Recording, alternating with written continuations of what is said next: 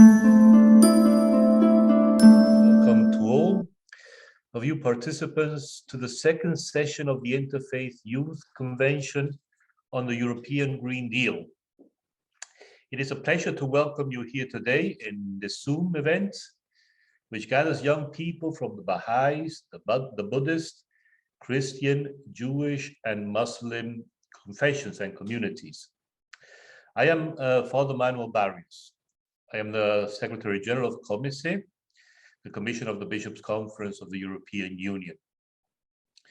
During the first session, if you remember, of the convention, we have discussed together, young people, you discussed main ideas and proposals related to the European Green Deal.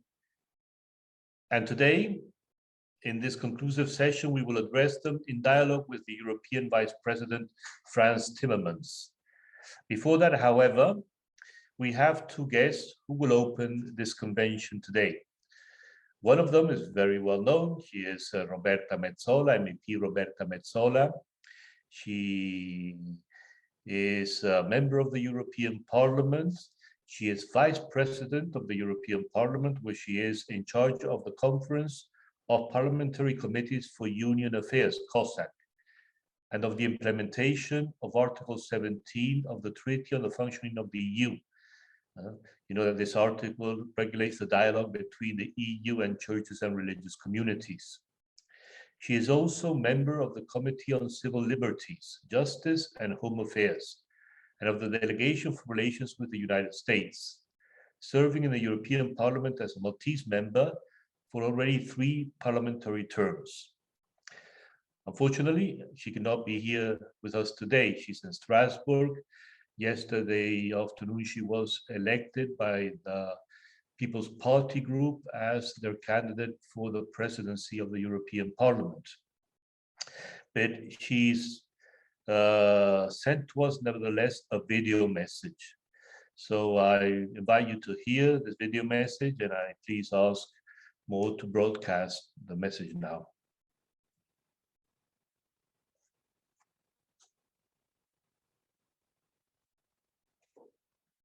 Thank you very much. I'm sorry I could not be there in person today, but nonetheless, I wanted to share a few thoughts with you from the European Parliament perspective. At its core, the Green New Deal is about sustainability, how to satisfy the needs of the current generation without compromising the ability to satisfy the needs of future generations. With the COVID-19 crisis, the challenge of what we leave to our children has become much more acute. It is clear that as a continent, they will be the ones who will have to cancel the debt we are creating today for our economies to survive, and the least we can do is not saddle them with a planet gasping for clean air. Our generation is still facing the threats our parents faced, only the situation has today become more urgent. The shift away from a linear to a circular economy is beneficial not only in terms of environmental impact, but it simply makes economic sense. It creates jobs, it generates new spheres of economic activity, and it responds to the challenges of our time. The conflict between the economy and the environment is an imagined one. We can do both. In a circular economy, both words count. Without economic logic, there is no circular economy. Without circulation, our economy is not sustainable. COVID-19 has complicated the Green New Deal. Last year, we announced the mobilization of €1 trillion of sustainable investments over the 2021-2030 period.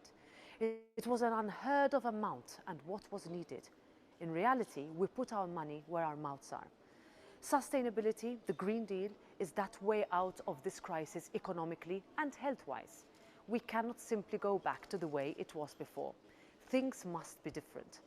And while we must be clear in our goals and we must be ambitious, we also have to be realistic. We know that we cannot force a shift to new energy models that have not been invented yet. We know we cannot expect entire communities to change what has been an intergenerational way of doing things overnight. So to me, it is about striking an important balance between cleaning up our planet, and Europe is right to lead the way on this, saving jobs and ensuring industries like your own are not saddled with impossible regulation. The Green Deal is about modernizing sluggish economies and reinventing European markets. It is central to our European economic vision. I am convinced that it will help our economy to become more competitive and resilient, relieve the pressure on our resources and the environment, and promote innovation. But we must do it carefully. I think former Commissioner Jyrki Katainen said it best when he said, "There are many good reasons for moving away from our linear economic model."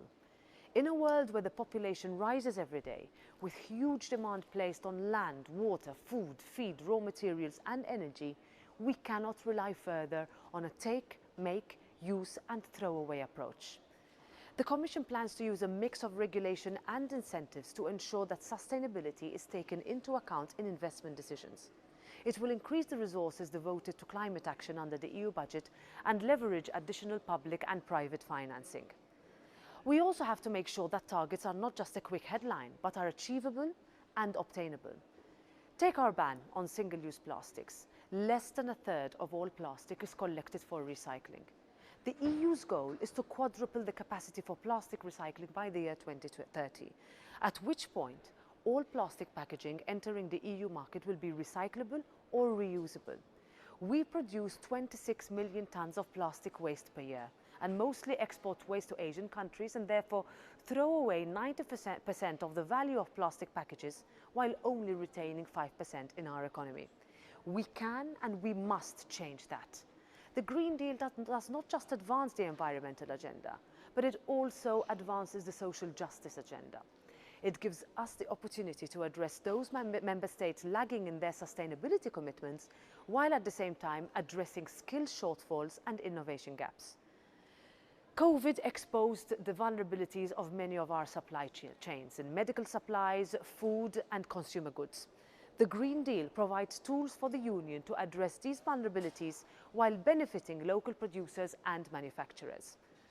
On the Fit for 55 package, which means we want to reduce CO2 level by at least 55% by 2030 and also reach climate neutrality by 2050. This ambition is enormous. It will mean promoting and supporting new green fuels, emission ratings and new laws on a range of issues that will impact everyone's lives. We understand that the challenge is huge. The circular economy involves a fundamental change. It really means rethinking the way we design, the way we produce, consume, and the way we dispose of products. It is about transforming the market economy in a more sustainable direction. It is about changing mindsets and business models. It is about promoting competitiveness, growth, and job creation.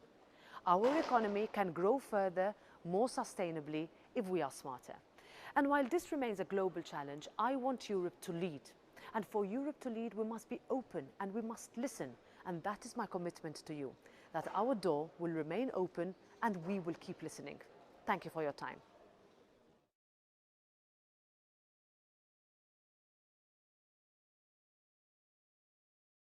We thank very much. We thank very much Vice President of the European Parliament, Roberta Metsola, for these words. I think important words and also quite interesting in a lot of sense.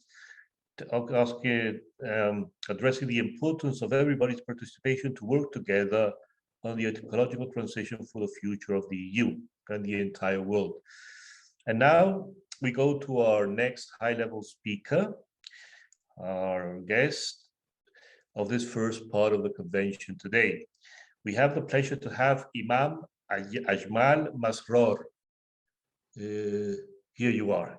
I think we met in other meetings as well, because I was in charge a lot of years of, I think we met in a, what's this, Religions for Peace meeting, it might be, maybe, yes. Thank you very much for having me. And yes, we must have met. The world is very small. I'll just introduce you very briefly and then I'll leave the floor to you. So you're an imam, broadcaster and author. You are British and you come from Bangladesh. You have studied Islam, politics, Arabic language and relationship counseling. You are well known for being a television commentator on social, political and religious issues.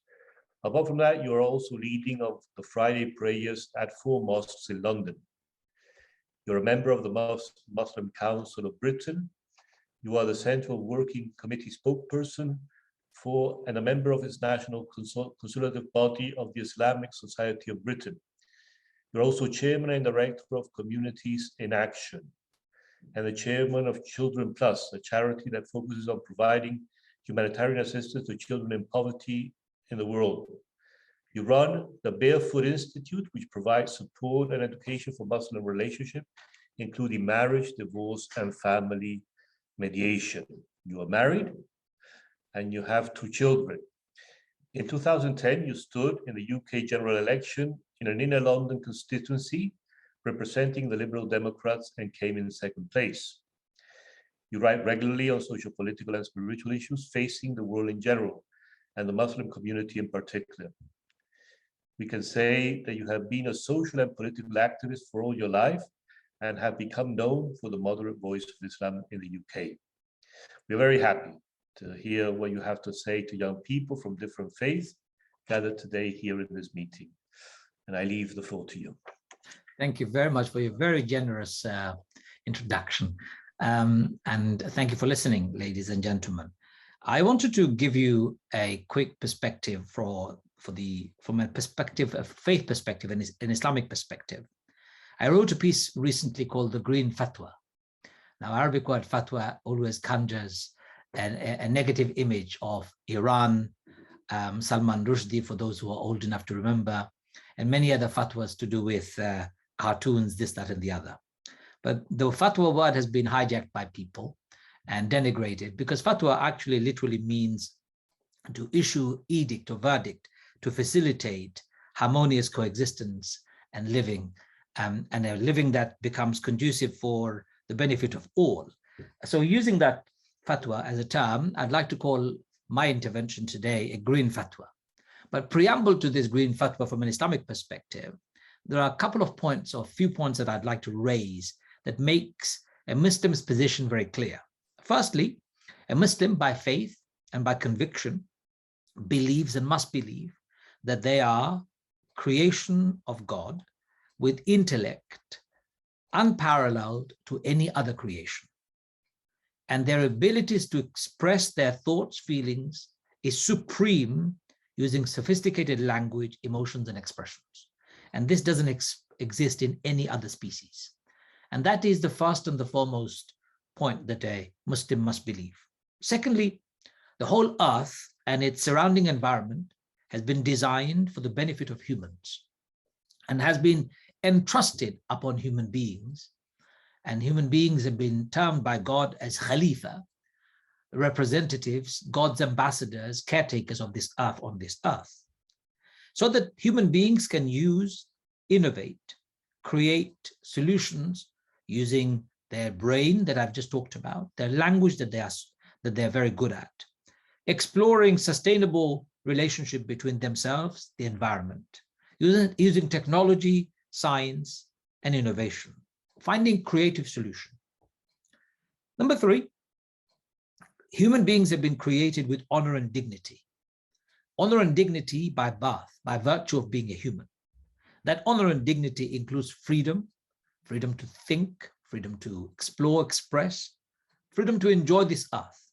However, while they have been created with honor and dignity and conferred upon them this whole earth, human beings are also responsible for some of the most atrocious miseries that we have seen on this earth, from war to invasions, to destructions, to genocide, and now environmental degradation. And finally, we are responsible, and therefore we are accountable for it ourselves. That's what Islam says. Very clearly in the Quran, we find where God says, and the troubles and the turmoils that you see on the land and in the sea is as a direct consequence of human beings' interactions and actions, irresponsible action in many ways.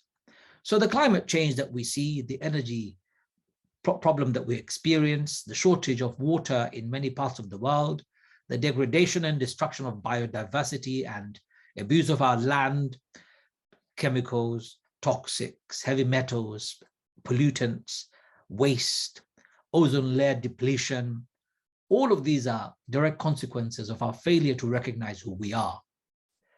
And this, ladies and gentlemen, is causing a major problem in the world. Not just in the world, there are nations in this world who are on the verge of disappearing because of our greed, our irresponsible behavior, and complete and utter disregard to our responsible human status. So Islamic intervention and the Green Fatwa actually is most importantly underpinned by this understanding. And that is, you, me, as human beings, must behave like human beings. The intellect that we have, the abilities that we have, the language that we have, the technology that we've created, for the betterment of this earth, not for the exploitation of this earth, nor for the greed and entertainment of a few.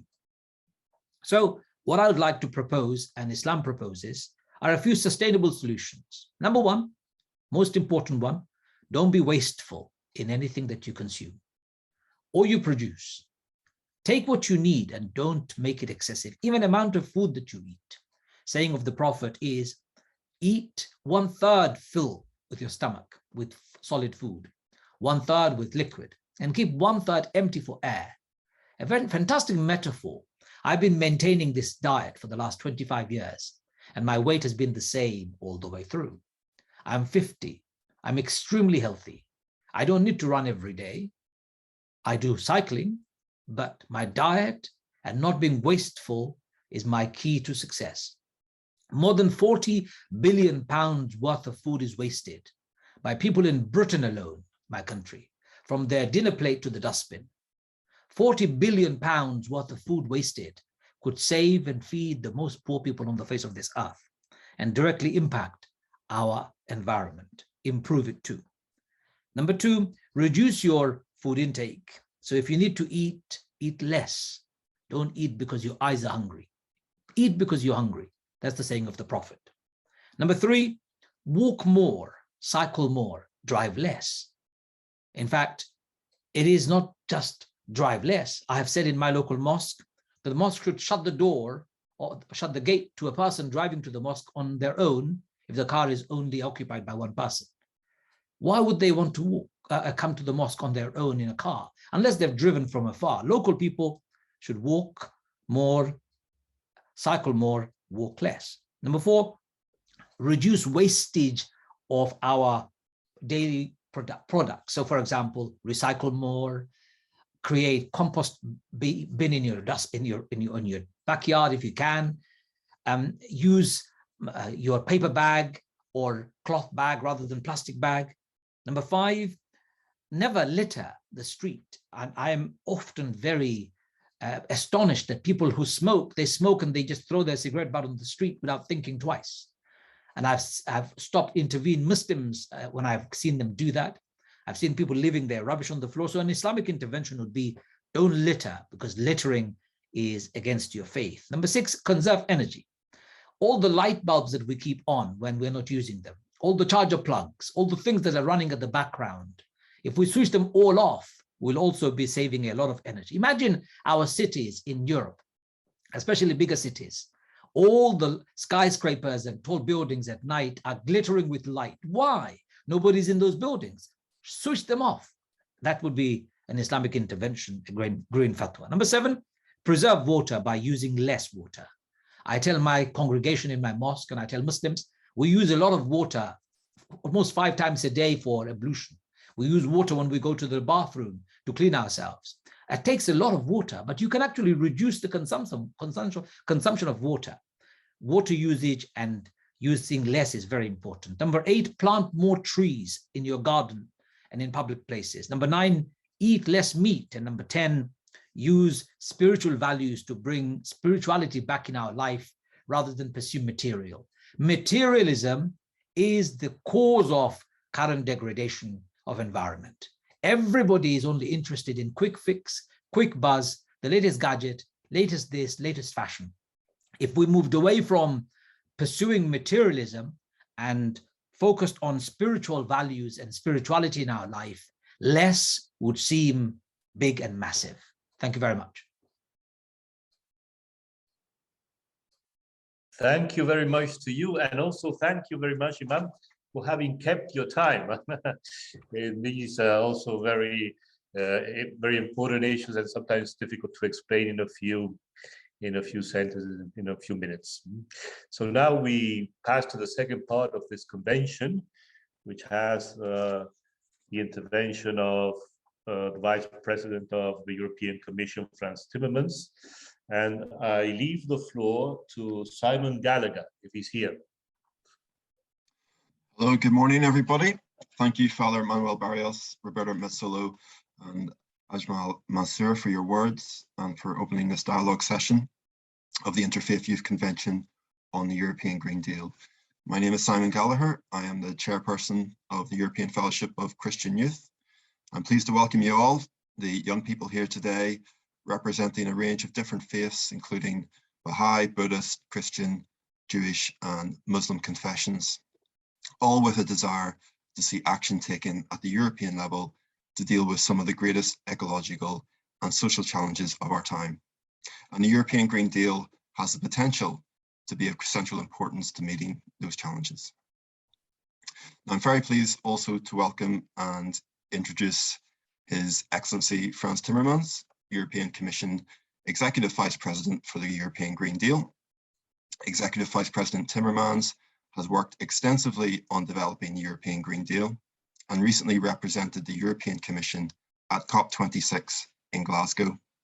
And previous to this role, Executive Vice President Timmermans was Commissioner in charge of better regulation, interinstitutional relations, the rule of law, and the Charter of Fundamental Rights. And he has also served as Minister of European and of Foreign Affairs in the Netherlands. So Executive Vice President, thank you for joining us today. The format of today's session will be a dialogue between Executive Vice President Timmermans and the youth delegates representing different faiths. Youth delegates will have 1 to 2 minutes to put forward your questions and proposals, with 5 to 6 minutes for a response. But before that, Executive Vice President Timmermans, I give you the floor to share a few words with the young people attending today.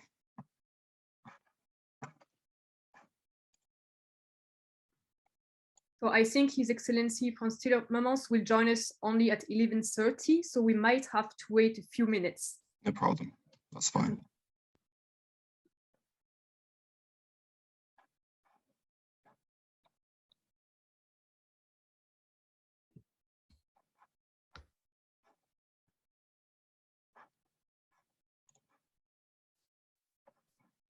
So in the meantime, we can mention that at the end, there will be a bit of an interactive session with all of you, and you will be able to raise some proposals if you want to raise some more concerns, some more wishes, some more proposals. So if you want to think about the things that you would like to ask for, then you can use this time also to reflect a bit what has not been addressed, also what will not be addressed in this debate.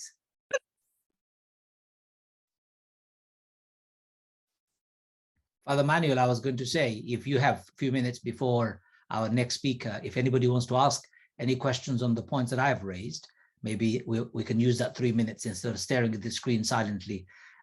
If you want to, that is. If you don't want to, then I'm quite happy to stay silent.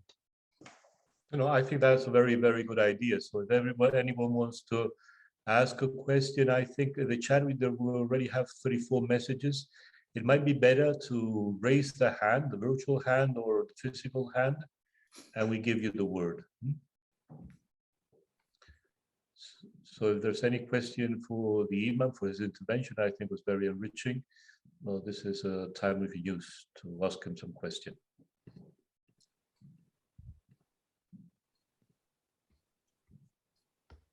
You've got 3, 4 hands that have gone up quite quickly. Oh, yes, I don't see them. I see them. I can go to Timur, I think. If asked, Timur, go ahead. Yes, thank you very much for this session. My name is Timur. I'm from Georgia. I'm having a business here. It's a social entrepreneurship. We recycle plastic using precious plastic technology. We are working here for 2 years. And the main challenge that we faced is that the government is not giving us an opportunity to communicate with them. They are saying that you are doing really good job, but in fact, when we ask for some cooperation, some financial or informational things, they just go ahead and doing the thing like we not exist. Maybe you can give us some advices. How can we communicate with top of the garden, because we are a really small company. We work with volunteers. We clean the beaches from the plastic and then recycle this plastic and produce really good furniture from HDPE, PP, and LDPE. And this, yes, this technology is known worldwide. Everybody can Google it. So maybe some advices. Thank you very much. Thank you. Let's take a couple of the questions in that case. Raphael, you had your hand, and then Nick. We'll take all three, and then I will try and quickly answer it. Yeah, I think the points to a better life you proposed are really interesting.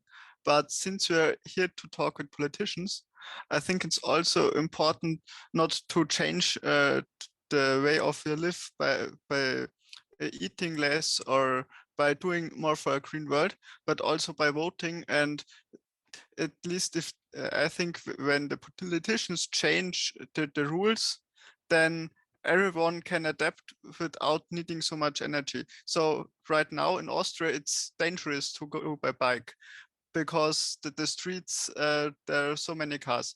But if the politicians would change the rules, it would be safer for everyone to use the bike and drive less. So I think we don't have to tell everyone, you have to change by your own, and then the society will follow. I think the whole society has to change simultaneously, because otherwise many people don't have the freedom to change and to adapt. Thank you. Very good. And finally, Nick, very quickly. I think we have almost arrived at our end of time. Go ahead. Sure, certainly. I work at an association which has basically recently made a commission climate ambassador. And I wanted to discuss maybe the role of industry, because, individuals, you want to bike more, eat less meat, that's all fine and good. But when it comes to actually getting to the meat of the climate crisis, we have to look at the private sector and the emissions that are coming from industry. So, I would guess, I would ask, what can, institutions like, religious ecclesiastical bodies in combination with, national governments do to support, industry in actually achieving goals? Because, as Roberta Metsola said, it is more lucrative, a circular economy, but we do need support, obviously, from an industrial level, from not only the European governments, national governments, and the international community, but also from NGOs and religious communities. Thank you. Just very quick answer to all three in one small story. A man came home after a day's work, and he saw his child desperately waiting for the father to play with the child. So the father was very busy with work. He said to the child, "My son, I need 5 minutes, I need half an hour, and then I'll come and play with you. But in the meantime, let me give you a magazine. In the middle of the magazine, there is a page which he tore into small pieces. And he said, here is the map of the world that I've torn into small pieces like a jigsaw. Please put it together." The boy took those pieces with him to the next room. And in 5 minutes, he was done. So the father said to the boy, "How did you do it so quickly? I have not given you a copy of the map of the world." So the boy said, "Daddy, I know you didn't give me the copy of the map of the world, but at the back page of that magazine, there was a photograph of a man. I know what a man looks like. When I put the man together, the world came together." Now, if you take that analogy from a faith perspective, it's the most important analogy. Our politicians represent you and me. The policies that they pursue is the policies that we vote for. We need to change as individuals, as societies, as collective people. If our behaviors don't change, politicians will not change. I am, from all faith perspective, I would like to see nobody waste a single grain of rice in any European countries. Whatever we save, if we gave that money to the developing world, they can develop their economy to an unending level. There is inequality in the economic world, inequality in political world, in social world. I know that. I won't be able to address all of that today. But what I can address in 10 minutes is if you individually, each and every politician individually, took individual responsibility in making the world better, I think the environment will have a substantial impact. And of course, politically, we need to make laws and rules and regulations that limit our behavior and make it better. Anyway, thank you very much. I can see our esteemed guest is waiting, and we'll listen to him. Thank you again. Thank you to you. There's a request on the chat if you can share the 10 points, Imam, maybe that you mentioned in your intervention. Okay. So I leave the floor then again to Simon Gallagher, that's going to moderate this second part of our convention today with the presence of Vice President Frans Timmermans. Thank you, Father, and very much welcome to Executive Vice President Frans Timmermans of the European Green Deal. I've given you a short introduction already to our participants here today, and they're representing different faiths from Bahá'í, Buddhist, Christian, Jewish and Muslim confessions, all with a desire to see some action taken at the European level to dealing with the ecological challenges that we face. So today's session is a dialogue between yourself and with the youth delegates representing different faiths. Youth delegates will have 1 to 2 minutes to put their questions to you, and leaving about 5 to 6 minutes for your responses. But before that, I give you the floor to share a few words with the young people attending today. Yeah, well, thank you. First of all, I really appreciate the effort you're taking to have a discussion with me this morning. I think it is important that we engage as much as we can on what I believe is the most daunting challenge humanity has faced, which is how we re-establish a relationship with our natural environment that allows the whole of humanity to prosper and still live within planetary boundaries, which I think is a challenge that is more complicated than anything we faced before. If we don't face a challenge now, because we need to do it now, then especially you and your children, so my children and my grandchildren, will be forced into competition over ever-shrinking resources of food and water, which inevitably will lead to violent conflict on a global scale. And I think we have a moral and political responsibility to do everything we can today to avoid that from happening. But if we want to reach that, we need to have tectonic changes in the way we live, in the way we produce, in the way we relate to others. And these tectonic changes will only be supported by our populations who know that we are being challenged and who are willing to face the challenge, but only if they can see this is done in a fair way, in a just way, so that everybody contributes on the basis of the possibilities they have, and that we face this burden in an equitable way, in a fair way, based on solidarity. And I believe their value systems and religions play an incredibly important role on the moral side of things. The why are we doing this? Why is it necessary to do that? And why do we feel responsibility, not just for our own well-being, but especially for the well-being of our children and grandchildren and the well-being of our planet, a planet that can well survive without humans on it. It's been around for a long time without humans on it, and it can certainly continue to be around a long time with us on it. So we can only destroy ourselves. We can't even destroy the planet. The planet will reorganize itself.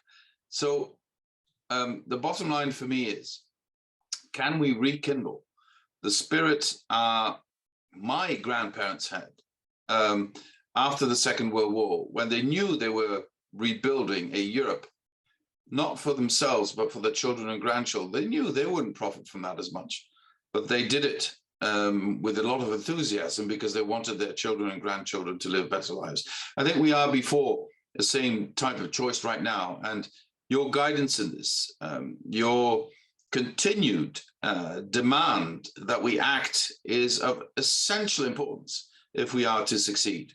Let me stop here, and I'm looking forward to your questions. Thank you, Executive Vice President. We now move to the dialogue with our youth delegates. So this dialogue will be centered on 5 thematic areas: housing, energy, agriculture, foods, mobility, transport, production, consumption, and finally, education and skills. So to begin our dialogue, I call on Carla Alawa, our youth delegate representing the Jewish faith. Well, first of all, hi everyone. Thank you, sir, for taking the time.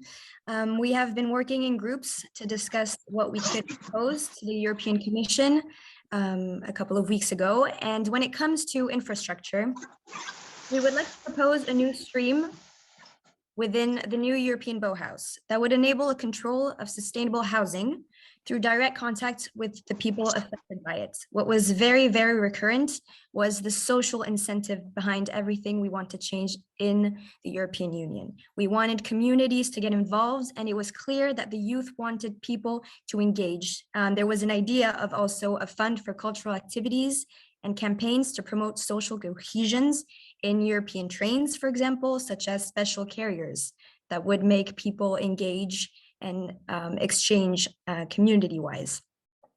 It would ensure that sustainable facilities as well as communication would reach their full efficiency, and that we are sure that the proper incentives are put in place long-term, not only short-term, so that people can speak together and change things together. Thank you very much. What would the Commission's view of such proposals be on both housing and energy, as I just spoke about regarding trains, or control the new European Bauhaus stream that I spoke to you about? What do you think the Commission could do, and what is the Commission's viewpoint on this social incentive through communities? Thank you.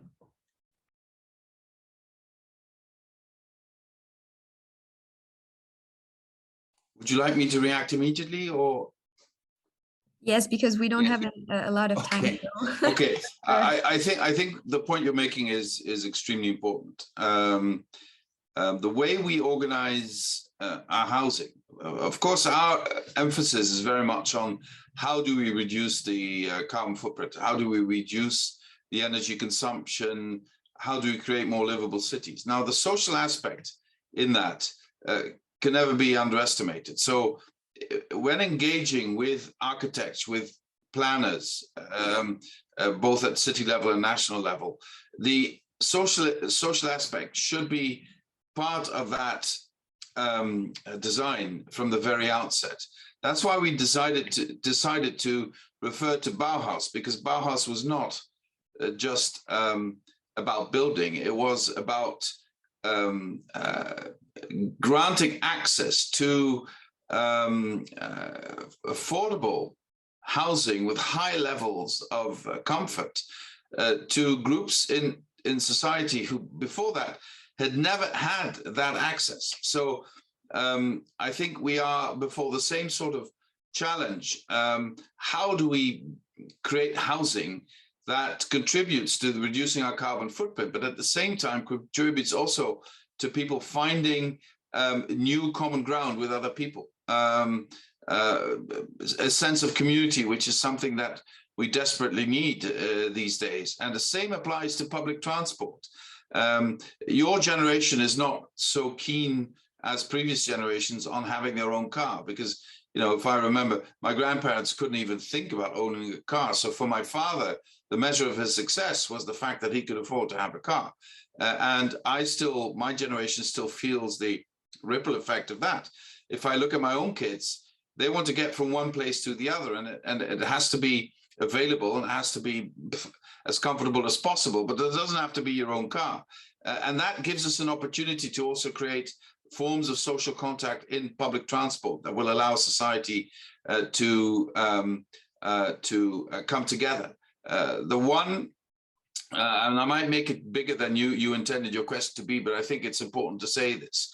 The one thing I worry most about in our society today is identity politics, where you judge people on the basis of who they are, not what they say or what they do, but just you judge people because they belong to something that's not you, and therefore are in opposition to you, rather than to look for the communalities. And in my experience over the last 60 years, because my life has been a life of a lot of travel, is that I got to know myself much more in meeting people who are different than in staying with people who are like me.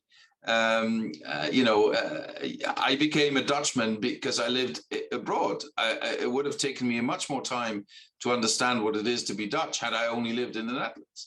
And I believe that's also applies to people of different ethnicities, different religious beliefs. Excluding the other is the biggest danger we have in our society, or seeing the other as a threat. to our own survival is, and sadly, you see it all around us, and sadly also young people are sometimes victims of this murderous ideology. And I think also the way we plan, the way we move, the way we live can contribute to avoiding the trap of identity politics. Thank you very much. Thank you. And I call Amelie Rycroft, who's representing the Buddhist faith. Hello, thank you for this opportunity. I'm really happy to be here and to speak to everyone and to speak to you. My question is concerning the agriculture and food thematic. So as a young person of faith, my daily impact on the world around me is important to me. I strive not to be a source of suffering to humans and the other beings which inhabit this earth with us. And I know that everything I do has an impact, but through lack of information or lack of power, I'm not always empowered to act in the most beneficial way. So, empowering consumer choice through the implementation of emission-based labeling for food not only would provide green products and producers with an opportunity for differentiation, but it could also educate citizens on this fundamental dimension of the ecological puzzle. So one proposal that came out of our discussions with young people of faith was to propose that the EU develop and implement a full supply chain adjusted eco-label for food products based on their production and distribution associated greenhouse gases. This proposal is important to young people of faith as it has an educational and empowering impact in helping us live our lives in accordance with doing good and not causing harm. What do you think? Can the EU implement this proposal? What could it look like? Thank you. I think it's an excellent proposal, and we're actually working on that. There's a lot of confusion with labels these days on products. There is also a lot of confusion about what is green and what is acceptable. There's a tremendous amount of greenwashing in consumer products. So we are preparing legislation to streamline that, to make sure we wash out the greenwashing, and that we make labels understandable to the public at large.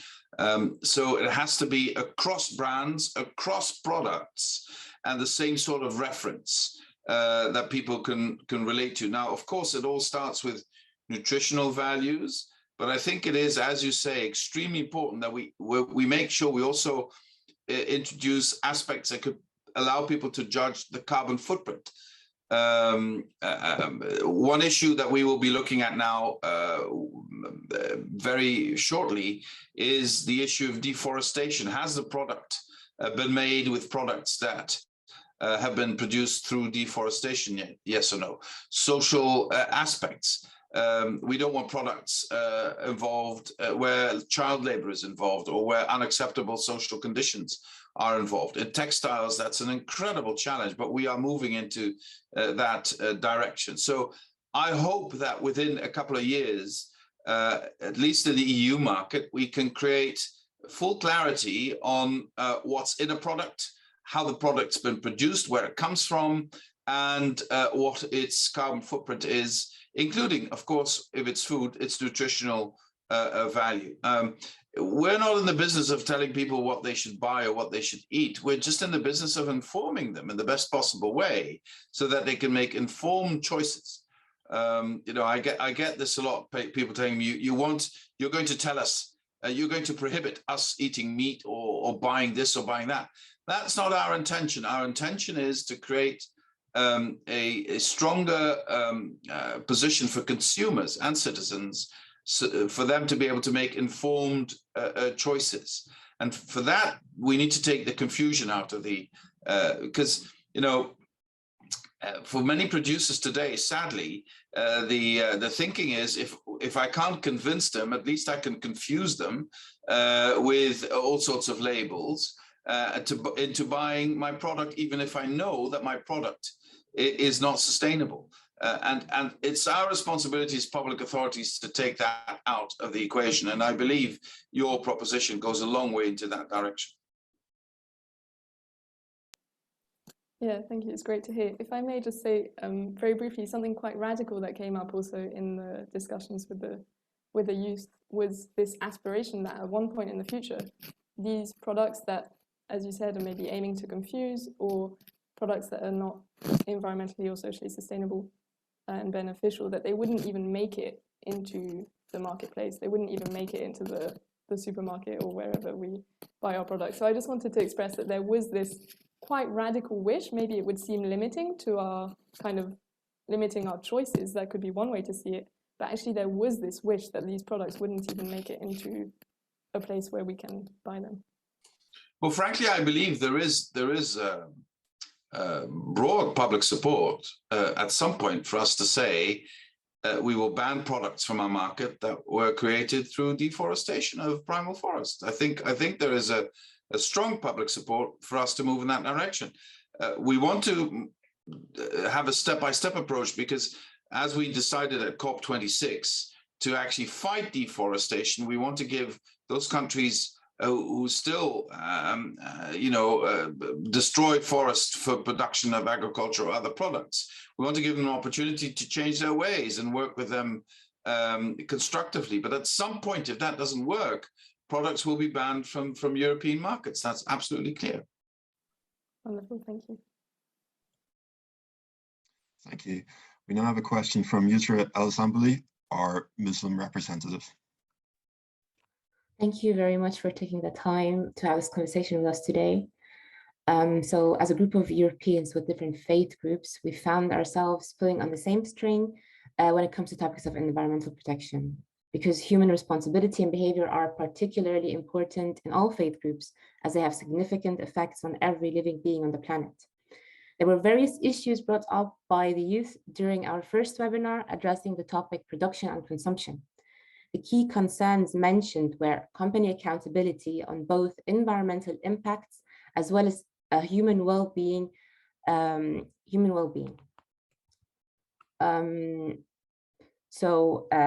accountability on both environmental impacts and human well-being, violations, and transparency of supply chains, making the consumer aware of the process, basically from the farm to the fork, as well as consumption from a human well-being perspective. They addressed the necessity of the EU to promote sustainable development through diversity rather than uniformity, and to encourage responsibility on both global and individual level. So protecting life and the earth through responsible sourcing, production, and engagement with consumers requires a cultural shift, which can only be achieved through ambitions and legislative actions. So the European Commission's new proposal for a directive on sustainable corporate governance must reflect real transformative aims beyond just corporate obedience. In this regard, we propose the EU to deliver a transnational EU CSR, so corporate social responsibility framework, which firstly would put the full responsibility for due diligence on individual companies. Such a framework should also provide effective help for victims of abuse and their representatives in the EU and abroad to hold basically companies accountable. And thirdly, avoid safe harbors to legal accountability when engaging in constructive sectoral and international dialogue. So lastly, this CSR framework should actively promote the preparation of guidelines for corporations on due diligence for an EU or even wider scope. So what do you think the Commission could do about this particular proposal on transnational EU CSR? Well, we are working on EU level CSR rules. I think most of what we're working on goes fully in the direction of what you're asking for. I believe there's another aspect that we need to look into, and that is to stop treating our citizens as consumers and address them more as citizens and as consumers, which would also mean that we could address their behavior and ask for their responsible behavior as well in making the choices they make. So we have to impose these rules on the corporations. We have to do it, since we have an internal market, it will only work if we do it at the European level. For that, we need European legislation proposed by us, decided by the European Parliament and the Council of Ministers. We are working on this step by step, taking it ever further. Environmental justice is an increasing part of this. Social justice is at the heart of this. And again, I think this dynamic should be matched with a dynamic in society where we also address the social responsibility of citizens as consumers. But starting with citizens, being consumers is only part of the citizenship, and we need to look at it in an integral way. And I believe that if we create that from both sides, then we will really see progress, which would obviously also be to the benefit of countries outside of the EU, because it would mean that in their production chains and value chains, European companies would make sure that corporate social responsibility does not stop at the border of the EU. Thank you very much. Thank you. I now call our final youth delegate, Emilio Dogliani, who's representing the Christian faith. Yes. Good morning, Commissioner Frans Timmermans, and thank you for being with us today. The last, let's say, thematic area that young people focus on in the first webinar was that of education, ecology, and skills.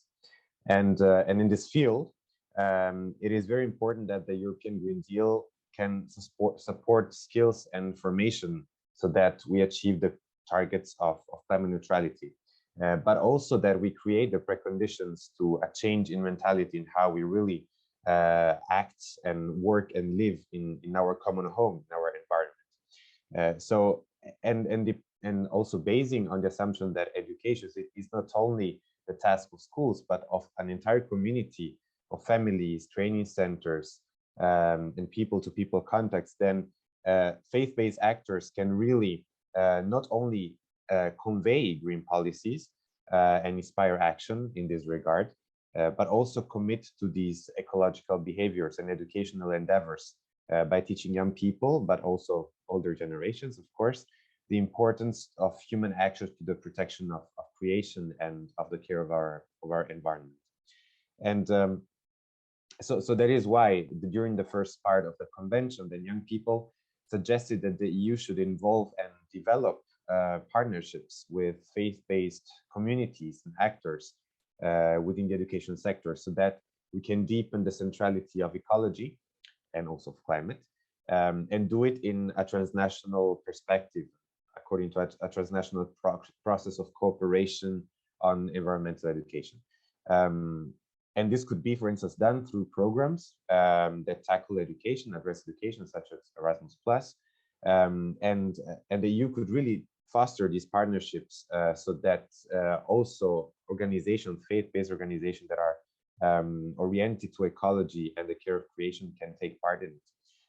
So what we would ask to you is, what is the take of the Commission on this proposal, and what is, if you would consider to engage in such partnerships with faith-based organizations and communities, so that the European Green Deal can be a success in the end. Thank you very much. Wherever I go, whether it's the pre-COP in Milan or the COP in Glasgow or all the other meetings we've had in the last year, where finally everywhere youth representatives get a bigger and bigger voice in our deliberations. Education is always, if not the first, the second subject that is raised. So the need for incorporating awareness of the climate challenge we face and the biodiversity challenge we face in our educational systems. And I will do everything we can, the Commission will do everything we can to promote that idea and to promote the possibility of helping educational systems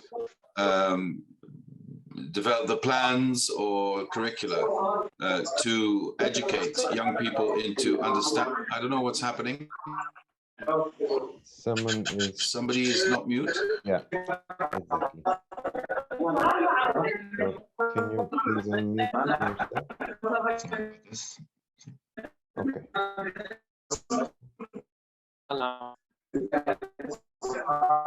Just a second.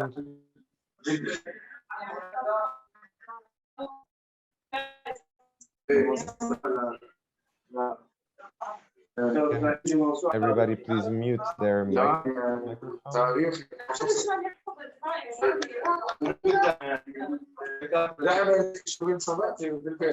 Yeah.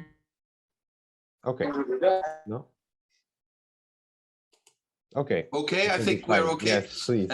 So the thing is, you are right. We can use Erasmus Plus for that. We can use other elements for that. We can also put information at in the general discussion about education. But we also know that this is not a response. This is a national responsibility, and in some of our member states, it's not even a national responsibility, but it's left to states within a federal state or to other authorities. The freedom of education, the freedom of religion are very often interlinked. Sadly, sometimes education on climate issues or environmental issues is portrayed as an ideology or as an imposition or as something that we're trying to force down the throats of our kids. Whereas I think when things are science-based, if you educate people in mathematics, nobody will argue that that's an ideology. If you just look at climate science, that's just science talking. It's not an ideology. And I believe that it's important that from an early age, human beings are educated in understanding what their behavior means for the all in all limited space we have as humans on this planet. And that my behavior, if it is wrong, has negative implications for another human being somewhere else who is not in the same position of wealth or power as some of us are in the Western world. So I think secondly, the good news is that with behavioral changes, with more awareness, we can learn to live high-level lives in prosperity, at peace with each other, within planetary boundaries. But we have to start learning at a young age how to do that, and education is essential for that. I can, without any doubt, I can tell you that especially in Europe, but probably around the world, it's children educating their parents right now on climate issues and on environmental issues, and the children learn this at school. So I think it is essential to do that along the educational chain. And because we will enter an era now, because of the Industrial Revolution, of lifelong learning, this is no longer just an issue that affects young children or young adults. It affects all generations. We need to learn, all of us. And in that context, what happens in primary and secondary education has a much broader impact than just on those generations. So I couldn't agree more with you. And of course, since education in many parts of the planet is also intimately linked with faiths, it is important to engage also on that basis with the educational system. And to make clear, and I can't emphasize this enough, this is not, again, not about imposing certain views on people. It's about informing people about what science is telling us. The one, as a Christian myself, I can tell you that the one thing I fear most is that we would use faith to throw out the window the results of the Enlightenment. I think faith without enlightenment leads us to obscurantism, and to recognize the value of science, to base our values not just on our faith, but also on scientific evidence and rational thinking, is our protection against a return to obscurantism. And if I see the anti-vaxxer movement, if I see other things happening in society, you know, not even the Enlightenment is something we can call as an eternal gain for humanity. It's even being challenged. So I believe also people of faith should commit to respecting what is generally acknowledged as scientific facts. Thank you very much, Commissioner. Maybe one small reference to what you have said concerning lifelong education and lifelong training. Because in the first webinar, there was also a reference to the just transition mechanism and to how we could ensure that it has sufficient resources to make sure that those people that will have to reskill and upskill can do that, and to do that also in synergy with the educational domain, with the private sector as well. So how would you envision this target of ensuring that there is lifelong education, lifelong learning, and so that people can also not lose their job and have this ensured, this upskilling and reskilling ensured?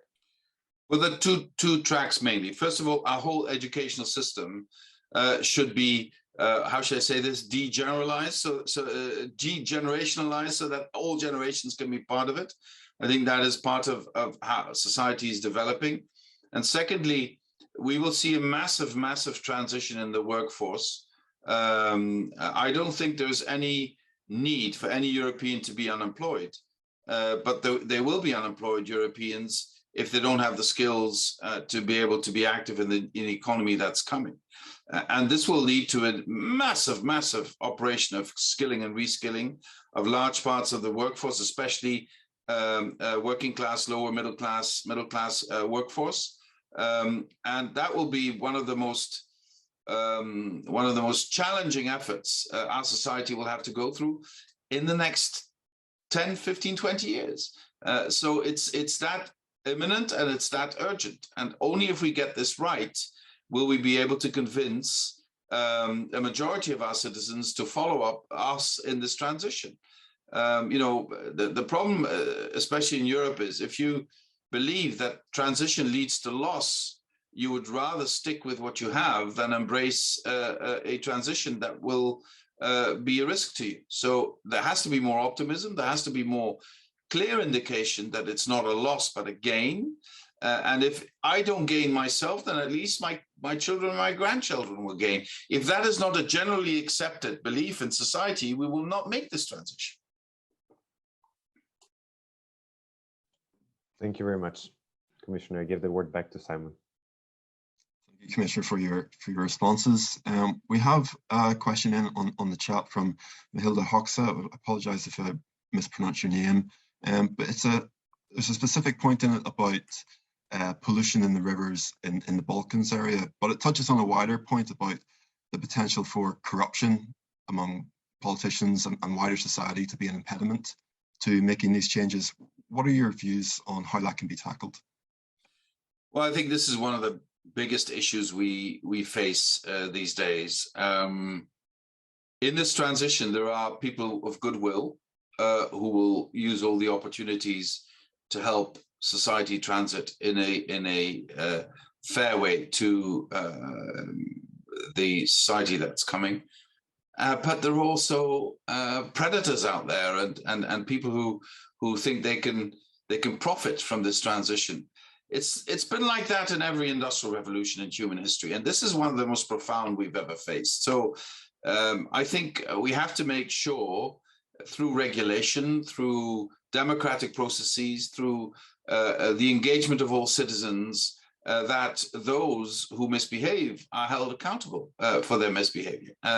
We do this very concretely now with the recovery and resilience plans for our member states. The demand that corruption needs to be fought leads, for instance, to, for now, us not being able to release the recovery and resilience plans for Hungary, for instance. So we have to be very, very concrete on all these things.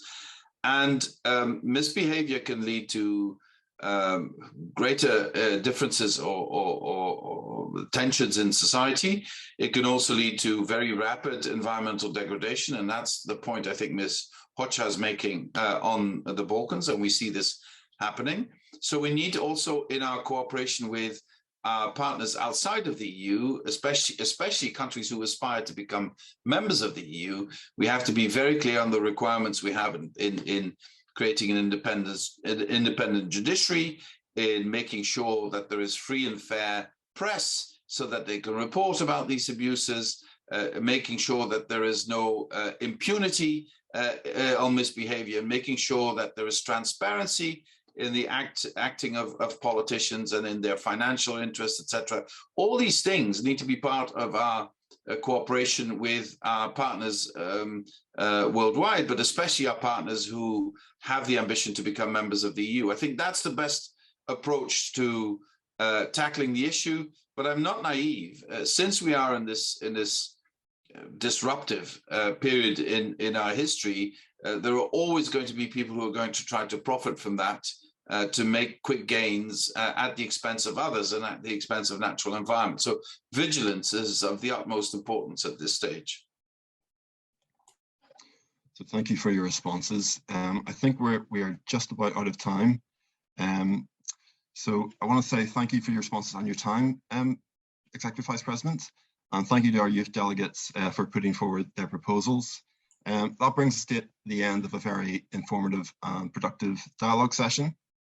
And an interfaith approach has played quite a large part in creating this dialogue and developing these proposals.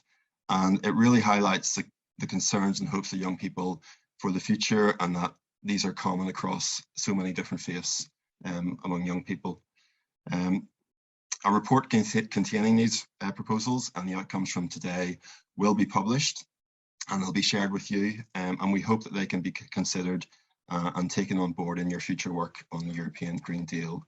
And just before I end, perhaps a quick request, just if I could take a quick screenshot of everybody here, just so if you would like to be part of this, just put your camera on, if not, turn your camera off.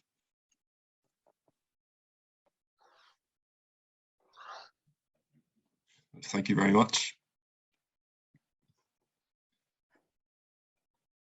Once again, thank you very much, Executive Vice President Timmermans, for your responses and your time. Thank you very much to all of you. Thanks a lot and good luck. Keep it up.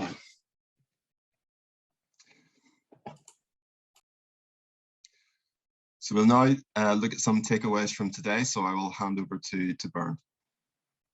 Yeah, thank you very much. And as you had to listen now quite a lot, and we had to select some speakers, which was necessary because we wanted to give every faith denomination a chance to speak.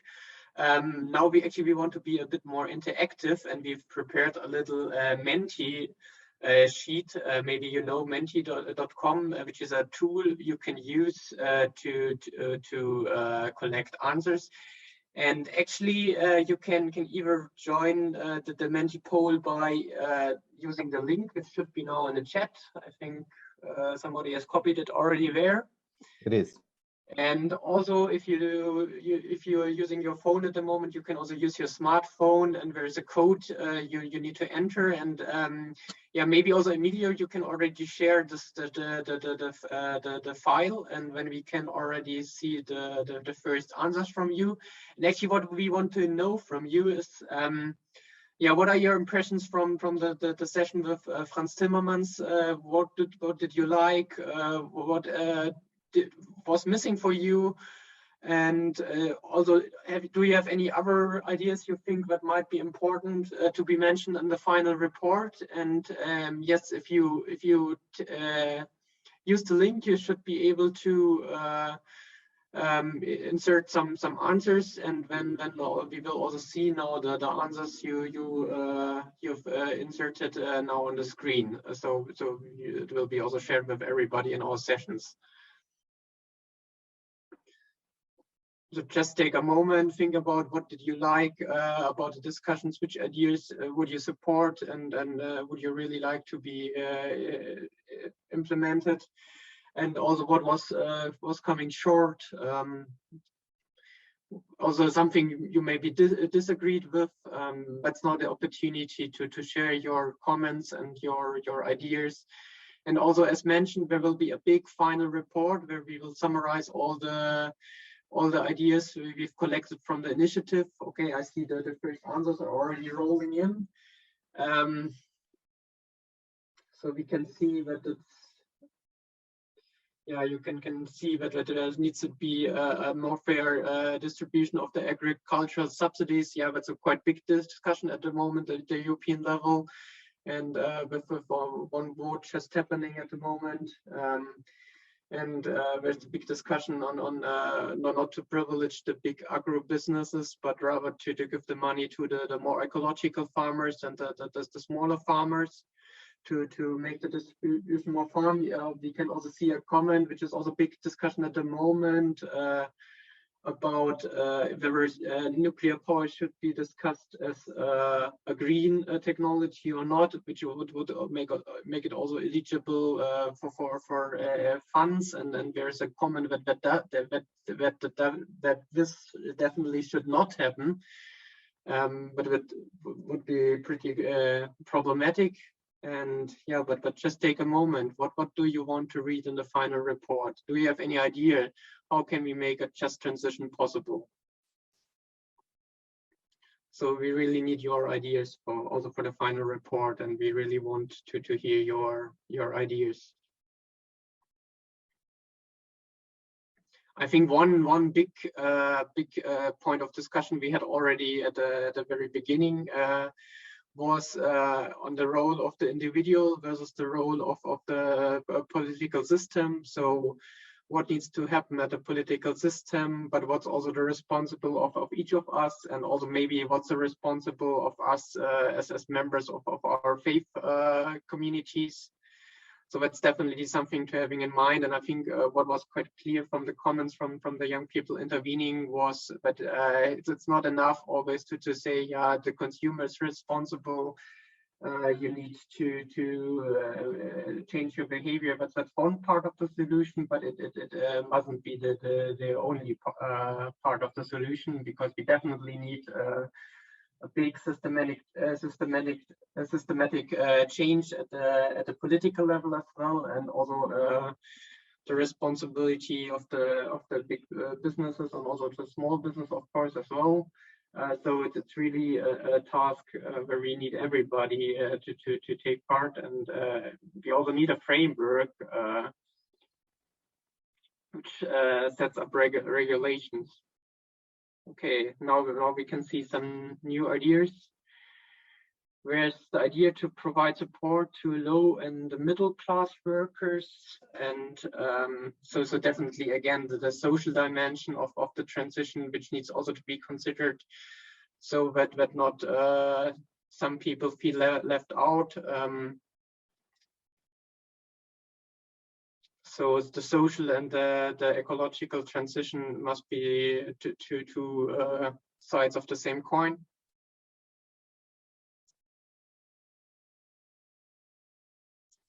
Yeah, there's also actually somebody asking a question: what can youth do for climate justice?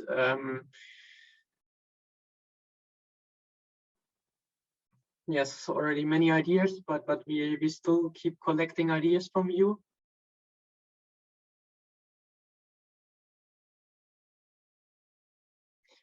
Maybe also think about what's from your faith-based perspective. What you can learn from your own faith, and what does that mean for the just transition? So what can you learn from your own faith and your experiences from your own faith for the Green Deal? What could be proposals deriving from that?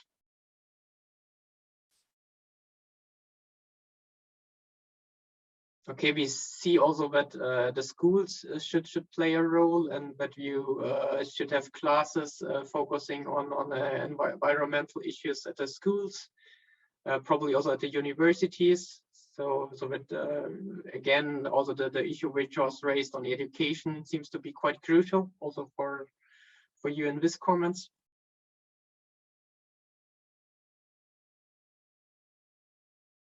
Okay, there's also actually somebody calling for more radical proposals. So that's definitely something you can share here. If you've got radical proposals, feel free to put them forward. And also, if you come up with other proposals, you still can send them us later on by email, and then we will also definitely have a look on the radical proposals. Yeah, definitely. I think that's also one of the role we have as youth, that we really need to also remain angry and yeah, of course, it also is sometimes quite frustrating because sometimes you really get the impression that the politicians are not really listening to you, and but yeah, I think we really need to stay tough and remind them again and again, and don't give up, because that's actually the only chance we have. I think it was also mentioned that it's also obviously important to use the chance to vote, and also maybe mobilize our peers to take part in elections.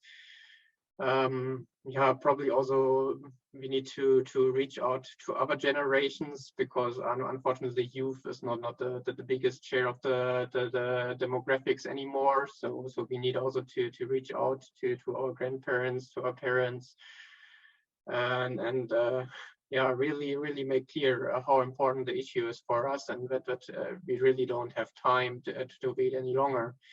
It was actually also one point raised in the discussion with Frans Timmermans, that he was mentioning, yeah, we should first give people a chance to adapt, give other countries a chance to adapt, but that's actually a bit the dilemma we have at the moment. Of course, we have to take the people on board, but we don't really have any time anymore, so we need to act now. So sometimes probably we also need to take unpopular measures into account, because we simply don't have any time, and the alternative of not acting is not really an alternative, because the consequences, as we all know from the scientific reports, are just not acceptable.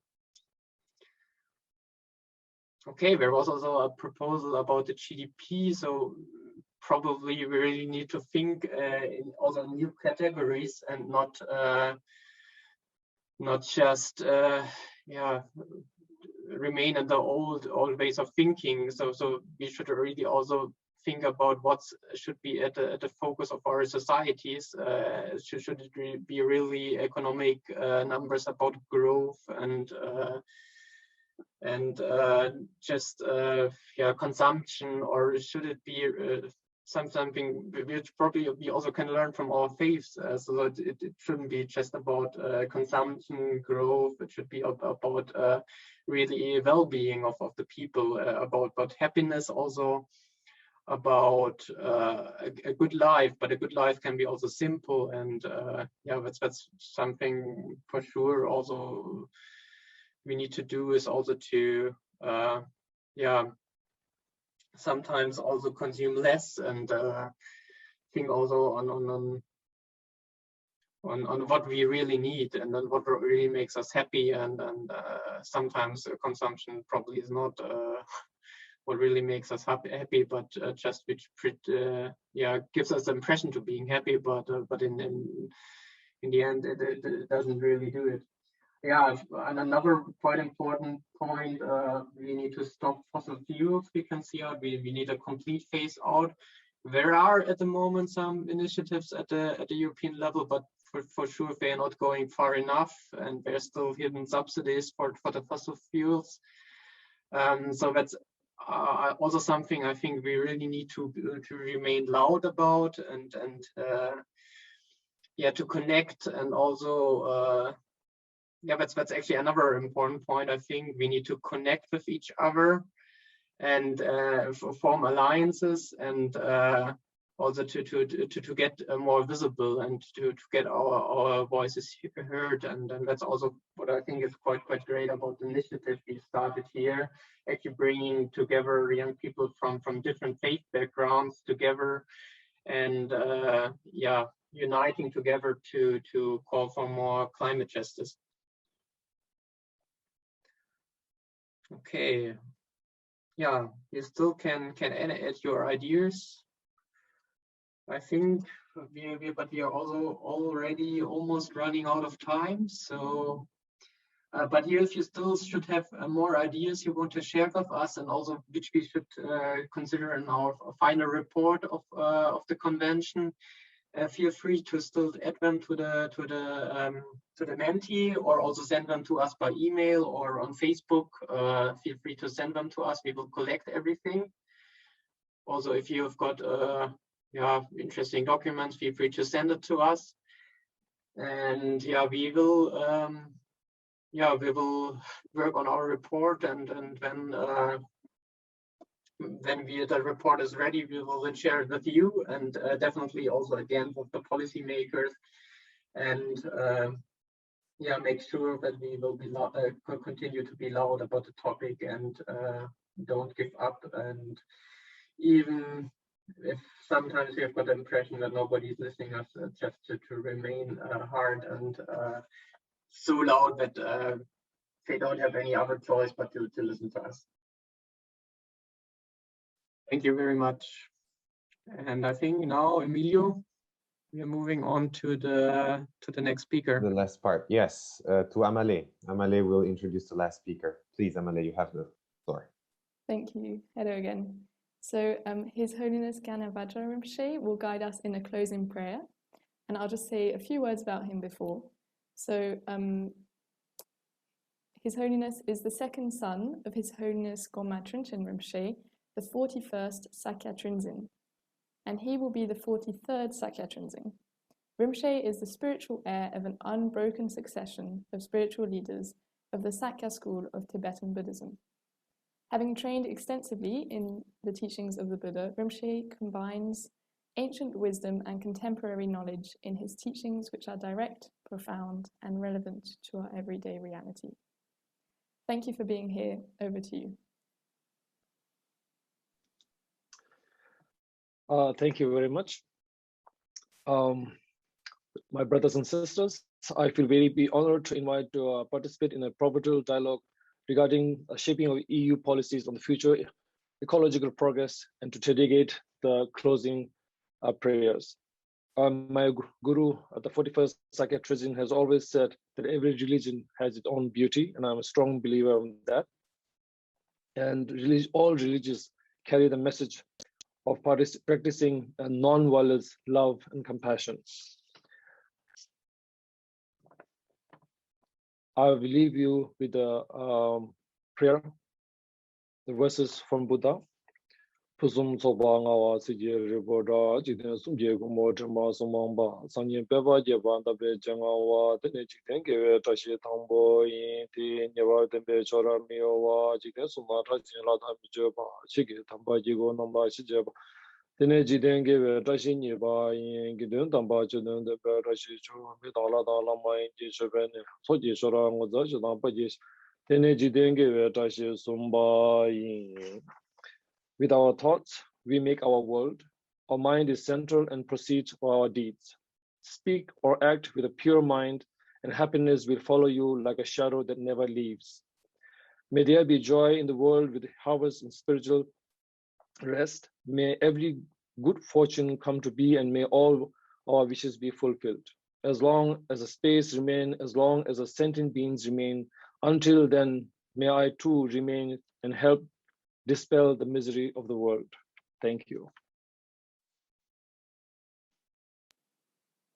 Thank you. Thank you for this prayer and the encouragement to stay connected with ourselves, and from that help however we can. I'd like to extend a heartfelt thank you to all of our speakers, to Commissioner Frans Timmermans, Roberta Metsola, Jan Ulbricht, Cardinal Jean-Claude Hollerich, Rabbi Avi Tawil, Imam Ajman Mazrur, I'm so sorry about the pronunciations, Ganavajra Rinpoche, and Monica Skadbor. And also a big thank you to the organizers and the organizations that came together to make this convention happen, through all the Zoom meetings and emails that they endured for this. And most of all, thank you to you all who participated in the convention, both in the first and second webinar. Your input and presence is really precious. It's deeply meaningful to see that we came together today. It shows us the power and the presence of young people in all faiths and beliefs, and the essential role of religions and faith communities in taking care and making sure others, or politicians, take care of our world as well. Our preliminary report is already out, and the final report on the Interfaith Youth Convention will be published in the following weeks, and it will include your input from today and the input from the dialogue session with Commissioner Frans Timmermans. I hope that we can all take the thoughts and ideas shared today into our lives and into our conversations and into our actions. Have a wonderful day. Thank you for being here. Thank you, everybody. Goodbye. Bye-bye. Bye. Thank you, and God bless you all. Bye-bye. Thank you very much. Thank you for having me. Goodbye. Goodbye. Thank you. Thank you. Thank you. Bye, everyone. Bye. Have a good day. Bye. Thank you. Bye, Renata.